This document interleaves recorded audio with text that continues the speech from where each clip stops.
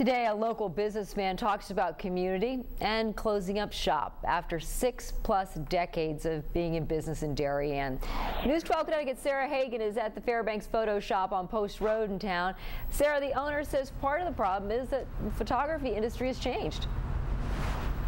Becky, the owners say that people just aren't using traditional film like this the same way that they used to years back, and they're not printing quite as often either. They also say the economy is a factor here.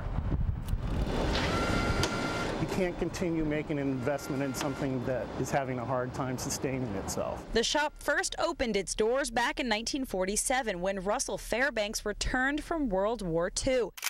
He brought these black and white images back with him. It's the end of an era. It's nice doing business in a small town with someone who cares about the people. It's the American sort of mom and pop rapport that you have. The business has stayed in the family ever since its start. Now the current owner, George McKnight, and others say it's painful to see the end. People are actually taking more photos now than ever before, but they're not doing so much with them. It's obvious, you know, everything's gone digital. There isn't an urgency for people to print their pictures any longer. They see it on their camera, and for many people that seems to be good enough. But they say it hasn't been enough for them. The American way of finding ways to reinvent yourself.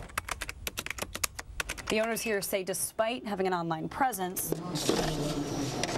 and kiosks like this where people can make their own photos, well, they say they're still struggling to compete. Reinvent yourself a little bit, change your course a little bit, and we've tried to do that over the years.